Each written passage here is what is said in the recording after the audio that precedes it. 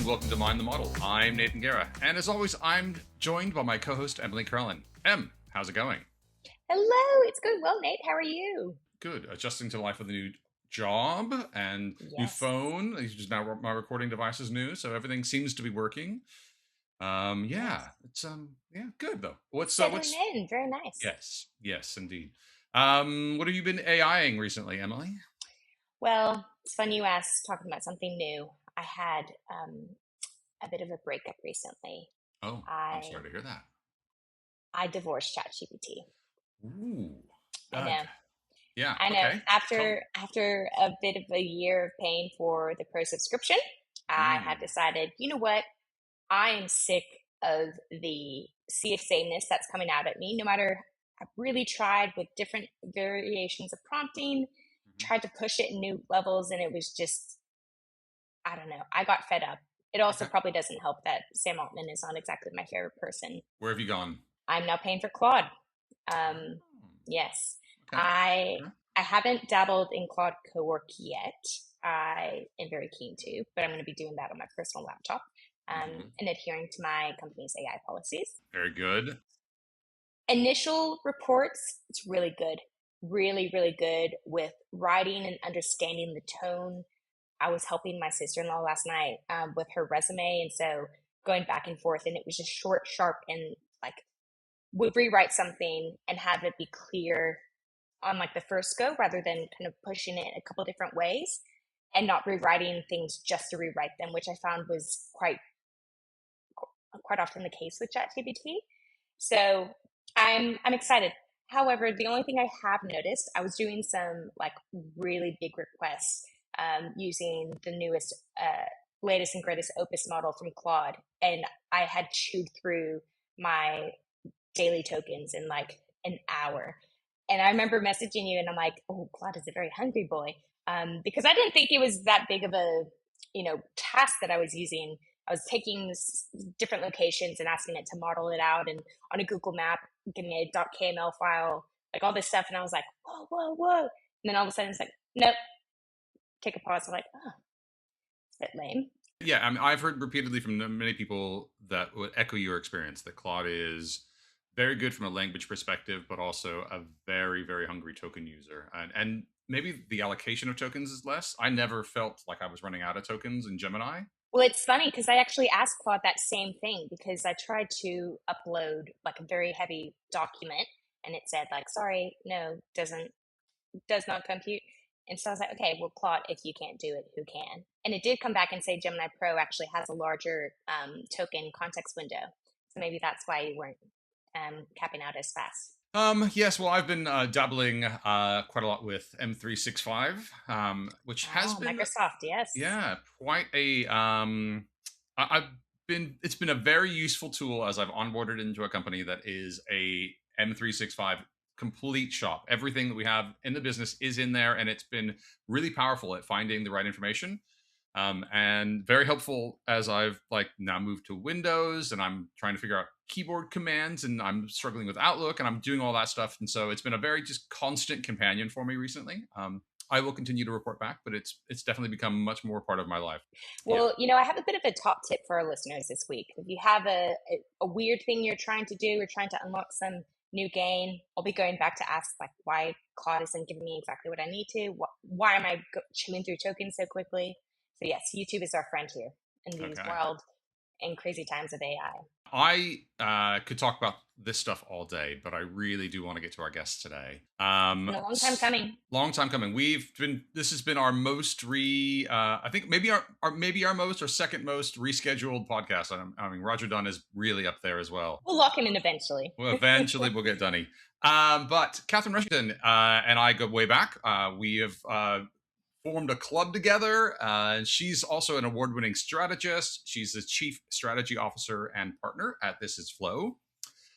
She's been working for 15 years. Her CV says she has driven high-impact communications for brands including Dove, Chanel, I assume it's not Channel, Chanel, Tourism New Zealand, and Volvo.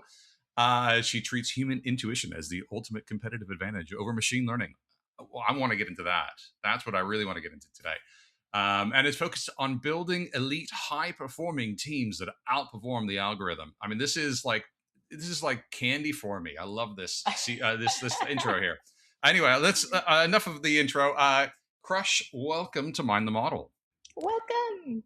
Thank you. As you said, a very, very long time coming. I would like to confirm for the listeners, it wasn't just me rescheduling, but I think we did a bit of a dance. But I think delayed gratification, hopefully for all of us, and hopefully it comes through. Yes, absolutely. 100%. Crush, welcome. It is an absolute pleasure having you on the podcast. And you are very fondly held to my heart as one of the first long lunches I had in media, long time ago in Surrey Hills. So yes, I remember you fondly as a strategist at Mindshare, and it has just been amazing to watch what you've done with This Is Flow. Probably making me blush, literally blush. So thank you so much, Em. Obviously, both of you, I have been so excited to join and chat about today because I know organically when we have caught up in person, we kind of can't help ourselves. Well, just to run you through a couple of the quickfire intro questions, Crush, what is your favorite AI model and what's the last thing that you used it for? Oh, well, listening to your intro, I recently also broke up with ChatGPT and learned through a very helpful YouTube channel how to export all my data. Have you done that? I did. It took like 24 hours to download all of my context. I was like, ooh. I know, right? And I've just done it for Gemini too, and put it all into Claude. So I'm still dabbling, obviously, with Gemini, but I have officially broken up with ChatGPT, transferred my data, and yes, my there's a joke in our household that we should have a little alarm to remind us when our tokens are back up again, because my husband, I think, almost cries every night when he runs out of tokens. So, yes, we've got a very nerdy household here. But yeah, I listening to your intro, I absolutely feel you. And what did you last use it for? Challenging myself on some of the answers I may give today. So some interview prep. No, go. I feel like from your funny laugh that wasn't a very interesting answer. I often use it for those kind of things as well. I find it's great whenever you're going into a situation where you want to prep for it. Like AI is amazing prep tool. And stretch your thinking as well. Well, that's the main thing, right? Is who knows what I'm actually going to answer today? But I guess it's more in like the process of thinking of. I like that it stretches me when I don't have a lot of time. So if I know I've got an hour to dedicate to this, but I really want to stretch my thinking, then it's a good little thought part. And do you have a prompting methodology or approach that you use? Oh, I would say most recently, one of my favorite things to do, particularly with Gemini, is actually ask it to write the prompt for me. So I kind of verbalize, literally speak into it and say, these are all my crazy thoughts. I need to achieve this.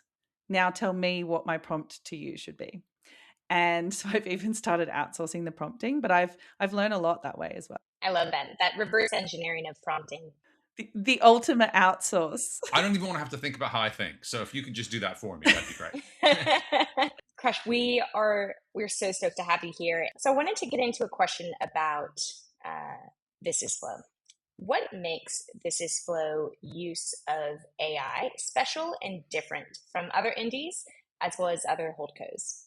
I was actually at the IMAA event last week, and Margie Reed and Katie Rigg-Smith were on the panel.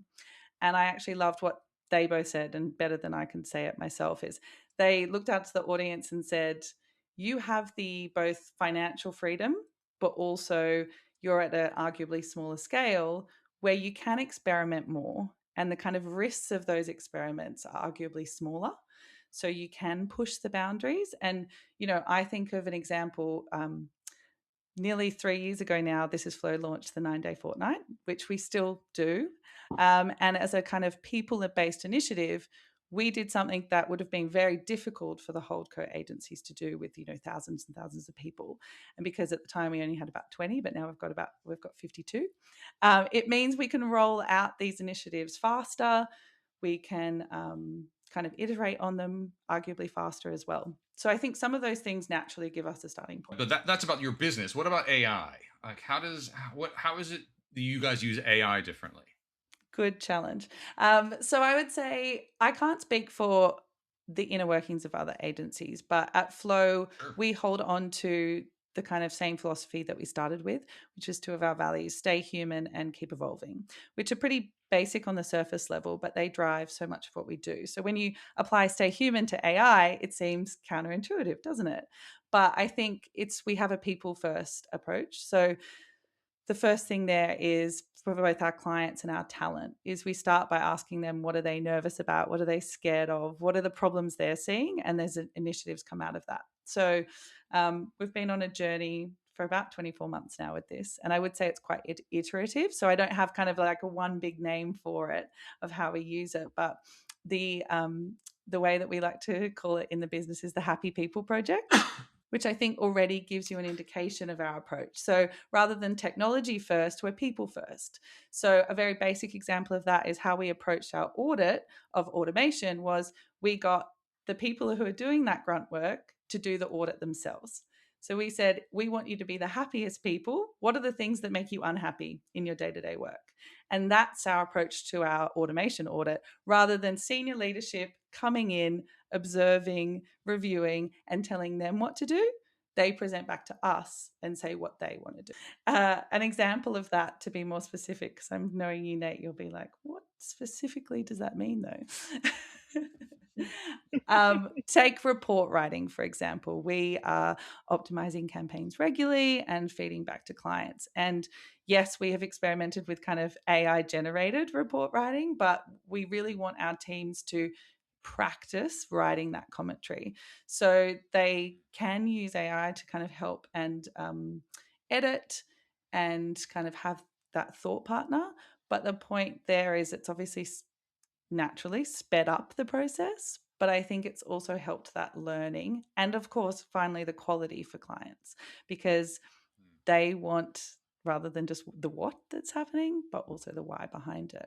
So when a junior member of the team is busy optimizing the platforms themselves, sometimes they may rush the commentary, which is completely understandable. So this kind of helps balance that out a little. Who in the team would you say is getting the most value from AI? The junior levels who are quite busy with the work that can be pushed to automation, or the senior leaders who are now using it to scale the strategy?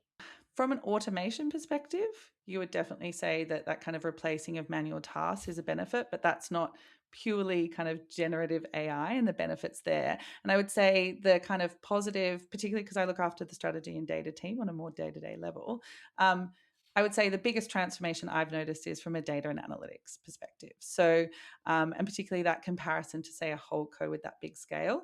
At WPP Media, you had dozens of people and analysts working on your data and analytics because they had to do more manual, either coding or kind of crunching the numbers. Whereas now, Kate, shout out to Kate, our data lead and our analysts in my team, it means they're able to use Claude, and actually code, as well as learn new code and new ways of modeling. That would never have been possible before. Plus AI, obviously, and various programs means the number crunching is just accelerated from a time perspective. So we can set it overnight, it runs, we come back in the morning, we're ready to go. So those more scrappy, democratization of technology means that as a 50-person agency based in Sydney, little Sydney, Australia, means we're able to really compete on that global stage from our sophistication of data analysis. Has AI impacted the Vysis Flow pitch? I guess either the process of pitching or the product that you're pitching? Our ability to research new industries and new clients quickly and feel prepared to walk in has been a complete game changer, and is probably why, for the size that we are, we can be as productive as we are. So that may sound so obvious, but it particularly, on a human level, for the senior leadership like myself, I'm jumping in and out of different meetings every single day, and I don't want to lose the quality of the contribution I give my clients. Whereas this means that I can kind of get that quick up to speed view of a category. So it's accelerating your ability to understand clients. Anything else it's doing from I guess, again, the product that you're presenting to a client? Yes. So on a very practical level, and I guess in the context of what you guys are always kind of getting to the bottom of, those practical tips and tricks, I would say I continue to be amazed at the quality of design and in terms of the physical product we're able to present to clients. So, shout out to tools like obviously Canva, but also just an ability to approach video, video editing, voice recording, etc. I think is really it enables indies to compete with perhaps the big resources of the global agencies who have huge design teams, marketing teams. It means we're able to produce content and kind of get it out quite quickly. I think that also is not just for new clients but also current clients.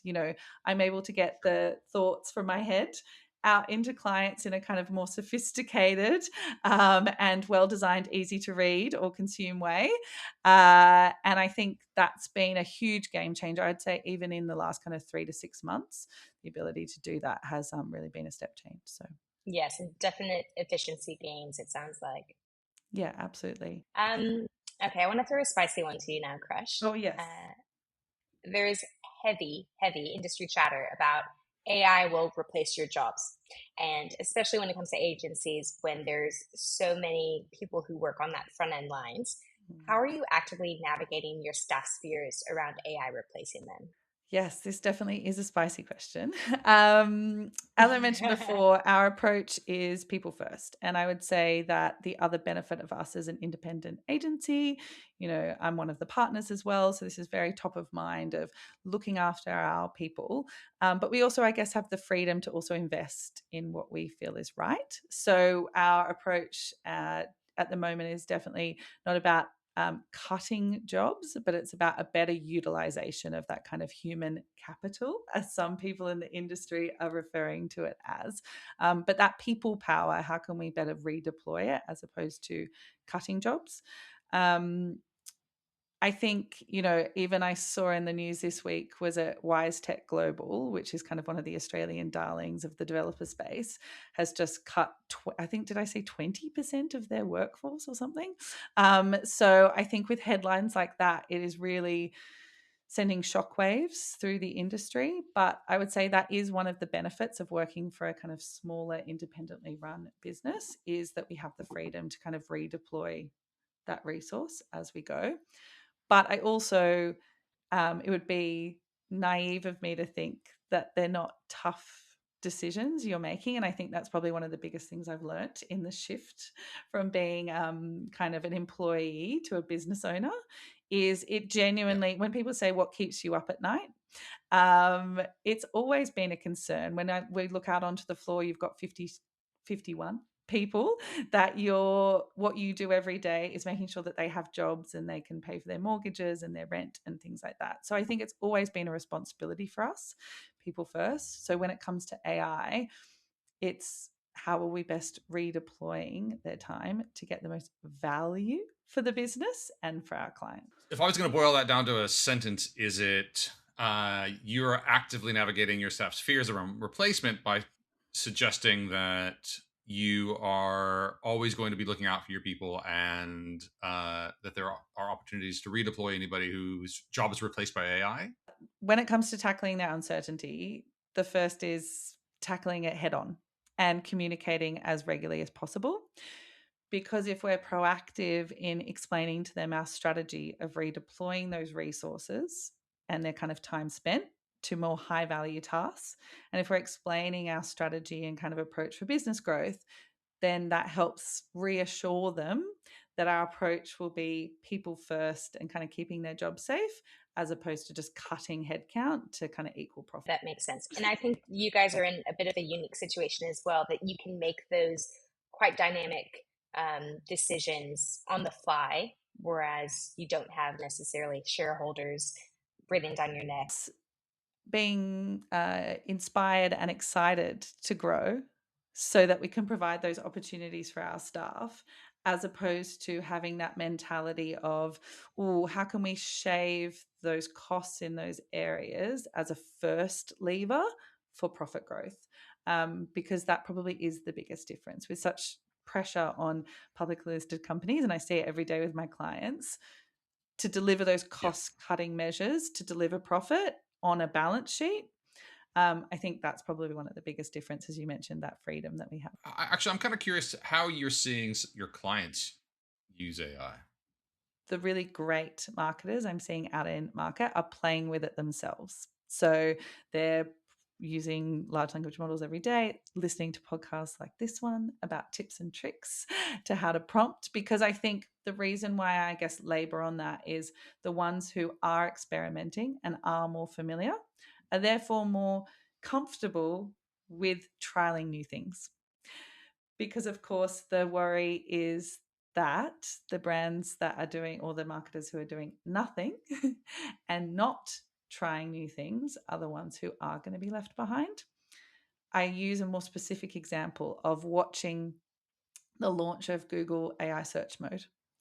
And that is it was a fundamental change to search. And we are now a couple of months on seeing dramatic differences in results for brands. With now, I think I just saw the latest data that 47% of Australian searches in Google now result in 0 click.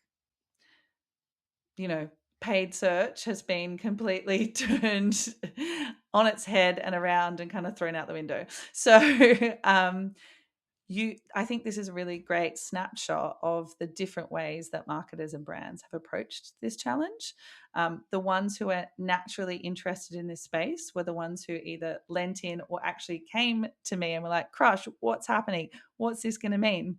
Whereas perhaps others are unsure and a bit deer in headlights. So I guess that's where our responsibility comes in, to make sure that we're guiding them on that journey. Are you telling your clients to change how they're investing in search then? Absolutely.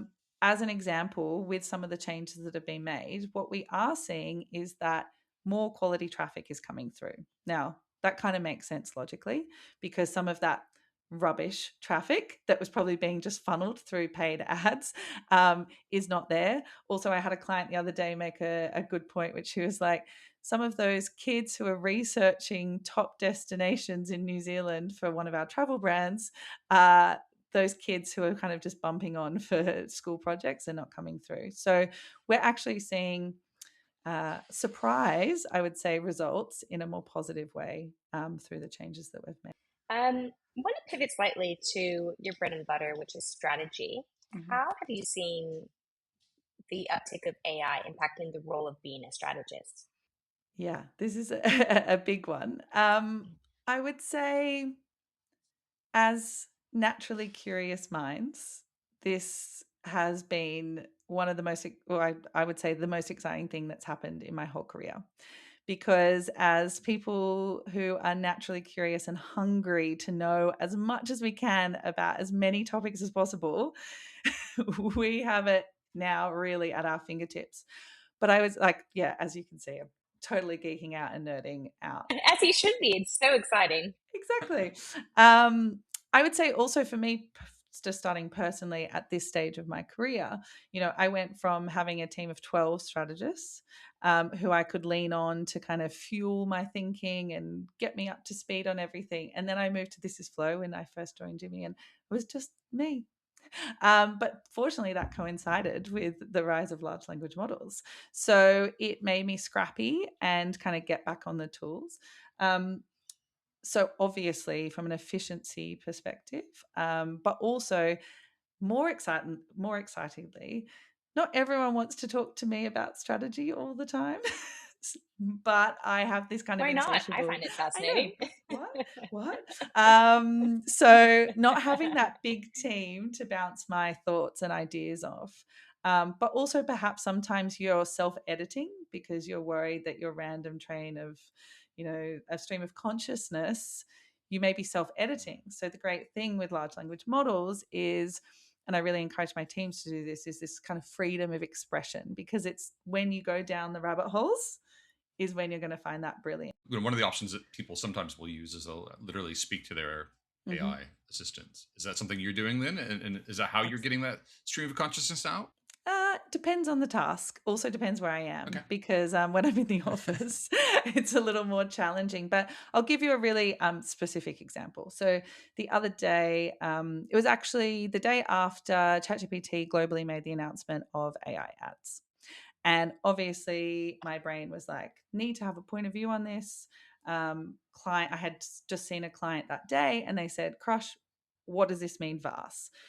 So I'd obviously been tinkering. I'd been doing a bit of research, but I had to get my car serviced, and it meant I had to take a 20-minute walk back from the car being serviced.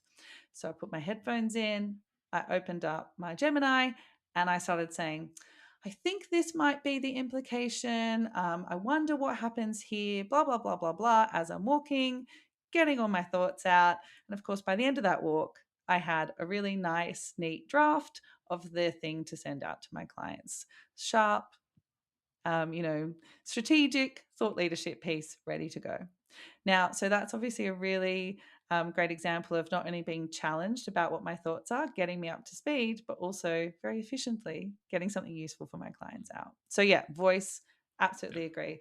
Also, geeky strategy side note, obviously your brain processes information differently, and you can speak a lot faster than you can type.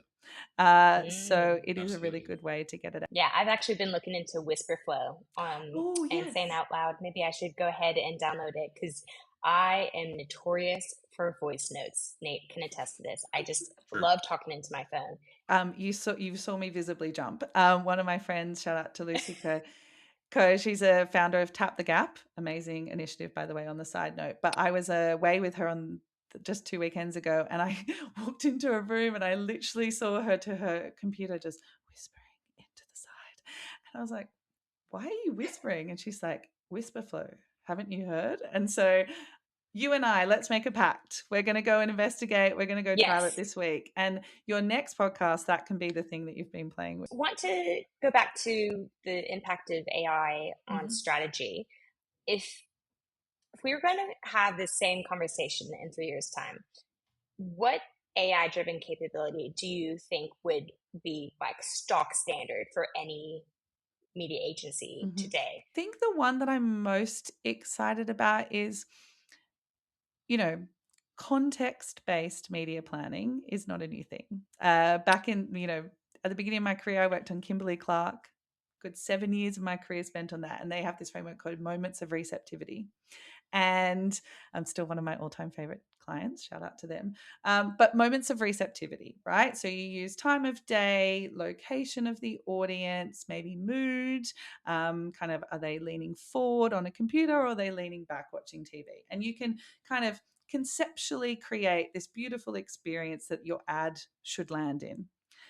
But the problem with that, and that's nothing new, that's been around for decades. But I think what I hope and imagine will happen is we will get more richer signals than ever before about how a human may be receiving a message and kind of what receptivity moment they're in. So if I take a few examples. So if we think at the moment that 30% of Australians now use ad blockers and it's rising every single day, that tells me that a lot of Aussies don't like ads, which is a problem for us. Existential. Shock. Wow, what a surprise. It's one of the highest rates in the world, though. So, but also we have huge subscriptions. So Gen Z, in the recent Deloitte research, Gen Z now have on average $101 a month they spend on paid media subscriptions, which is another way of avoiding ads, right? And that's on average. So I think ahead to 3 years' time, as AI slop increases, more and more ads are out there, and agent to agent kind of there's ads flying everywhere.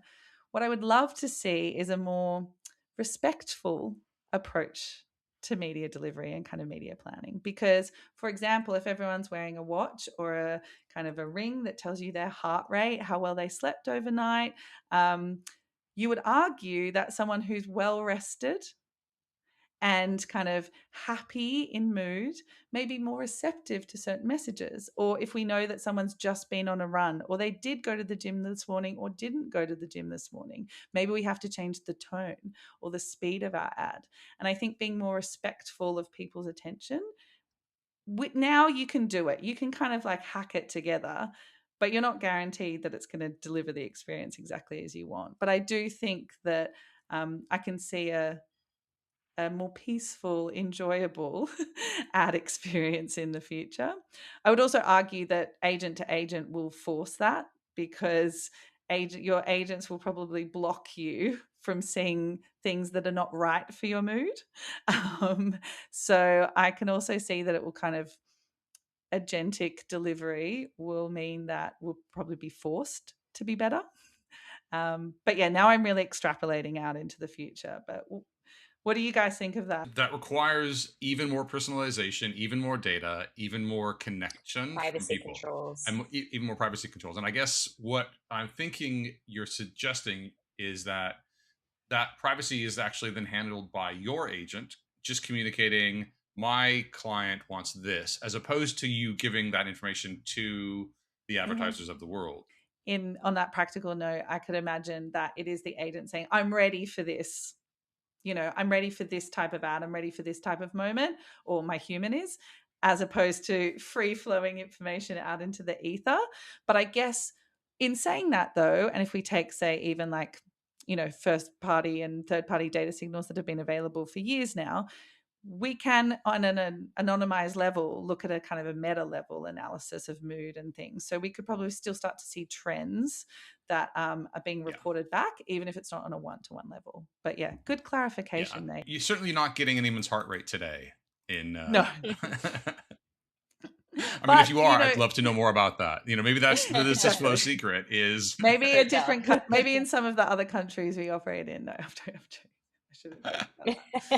It's not to be joked. Switching gears a little bit. Mm-hmm. You're co-chair of the MFA Yes. Awards again this year, as you were last year. Mm-hmm. I'd love to know, what was the impact of AI on the awards? Both, I guess, the entries and how you, the process of judging.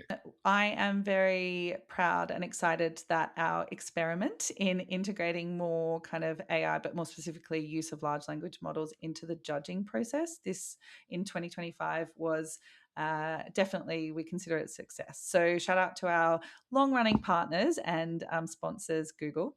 And one of the things that I loved about working with them is they've really challenged us to integrate that technology into the judging process.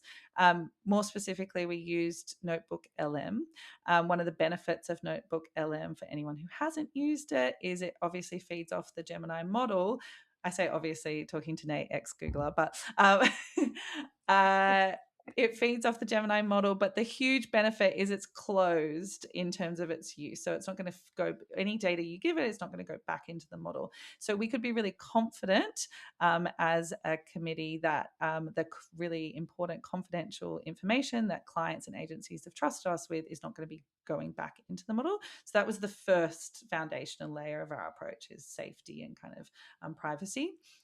What we were then able to do is look at how do we make the judging kind of uphold our rigorous standards of judging. So making sure that all the entries actually met the eligibility criteria.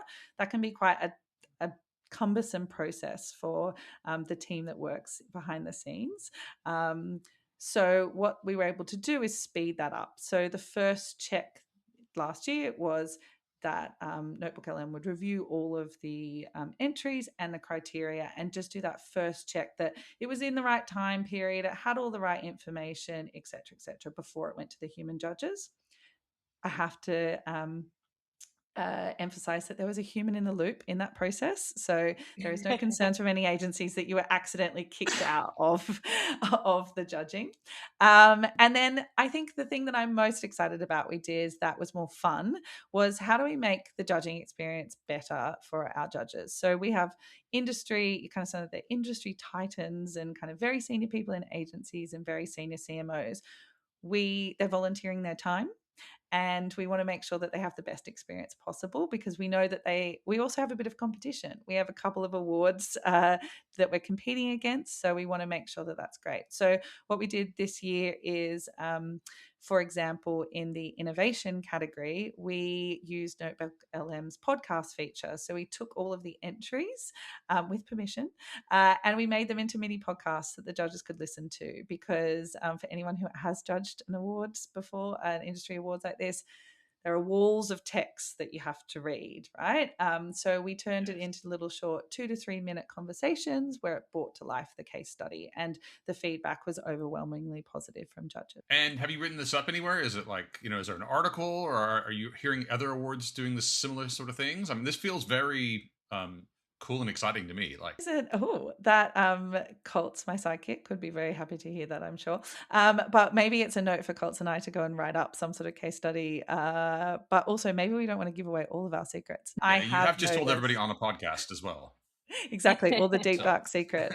Because of course, well, one of the other benefits is that all of those podcasts can then be shared with MFA members, so that people can learn about those case studies in a different way. On that point of awards, one thing I am right now is award season. I'm doing a lot of the people awards like 30 under 30, Young Lions. And the biggest shift I've seen in the last couple of years is the declaration of use of AI. So shout out to Can Young Lions. They have a fantastic little declaration in theirs, which is quite robust and nuanced, which I respect. So it's, yes, you have to declare if you used AI in coming, or some sort of large language model in creating your entry. So for the thought process, but also the design. But the great thing is it's very supportive and says, but that isn't a bad thing. We just want to understand how you used it. So then they have to kind of give a little description of in what ways did they use it. So I thought that's quite nice to see that there's a bit more of a nuanced approach as opposed to just did you use it or not. We shouldn't be afraid of disclosing the fact that we use AI. I'm the first one to say, like, I use it for everything. And it should be integrated into our daily lives because it, as you just laid out so clearly, like the efficiencies we see, how it can stretch our brain in new directions. If you're, quite under the pump and you don't have a headcount of 12 people working underneath you, like how it can get you up to speed faster to present to clients and meetings. We've seen so many benefits, and yeah, it makes sense to wear that badge proudly. Absolutely. And I don't know about you guys, but as I'm kind of getting on in years in my career as well, that you're stretched and you're creating those new neural pathways because you're learning new skills every single day and you're approached with new technology that you've never used before. So like me battling with the microphone setup today, it stretches me and, keeps my brain working. So why shouldn't we be encouraging that and sharing those examples? Because it doesn't come with a user manual. So sharing stories like this and amazing podcasts like this where you're sharing tips is how. Couple of closing questions if you've got the time. Oh yes, rapid fire. Do you consider yourself to be an AI optimist, realist, or pessimist? Realist. I would say I was naively like I'm an as you can probably tell, I am naturally an optimist and like to see the good things. But over time, I've realized we should proceed with caution. And even if it's on a day-to-day level of AI literacy, of really understanding the implications of using tools like LLM. Claude, for example, has just countless examples of revealed to be searching things that it shouldn't be, despite being told not to. So I think it's also our responsibility to be a realist. You're our first realist, so and a well reasoned realist it was.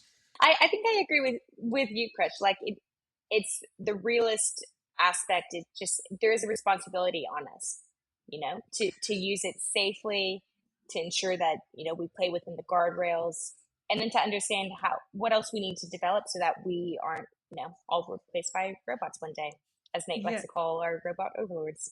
Exactly. I mean, we may already have been replaced, and this is just like an experiment they're laughing at us at. But that's a whole nother. That's a rabbit hole we don't want to go down. But I think it is important to discuss that nuance because also I guess it's partly my role as an agent for my clients is I have to take on that responsibility. Also, probably since I've become an independent business owner, you've also got to understand the risks that are involved as well. Last question for you, Crush, before you go. Finish this sentence. In 3 years' time, AI will be blank for agencies. AI will be invisible to agencies. Ooh. So we'll be so into, I mean, it already is fast becoming, but I actually have to shout out to Yeah. Katie Riggs-Smith, her beautiful thought pieces on this, because as the technology becomes more intuitive and, more integrated in everything we do, it becomes invisible. So we kind of forget that we're using it. So yeah, it will become invisible to agencies. I love What a that. great way We'll to leave that end. Yeah. there.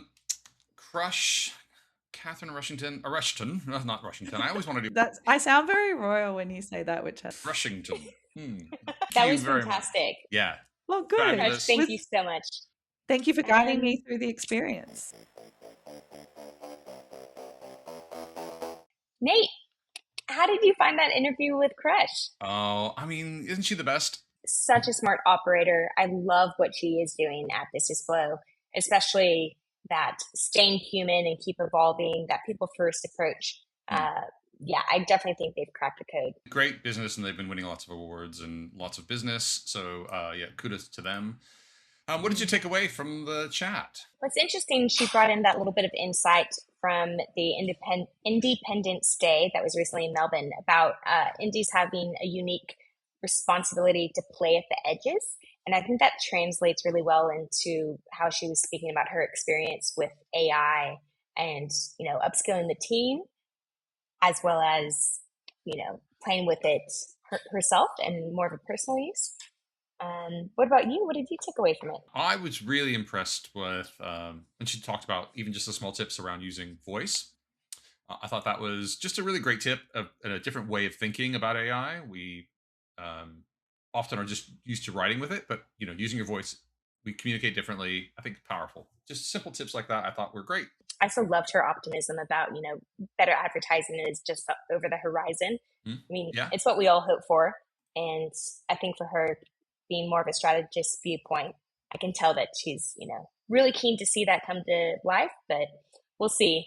I think that the work that she's doing with Colts on kind of changing the MFA process of judging and bringing AI into that, use of Notebook LM, all of those kind of things, I thought was very forward-looking. The MFA Awards really does highlight like the best of the best, and how they, and even Can Line that she called out that, disclosure of AI incorporated into the award submissions. Great episode. Loved having Crush on finally. We've been working on this one for quite a while. And to all of our listeners, thank you so much for your support. Be sure to like, share, and subscribe. Email any questions you may have about the show to mindthemodelpod@gmail.com. And remember, the intelligence might be artificial, but the wins are real. See you next time. Bye.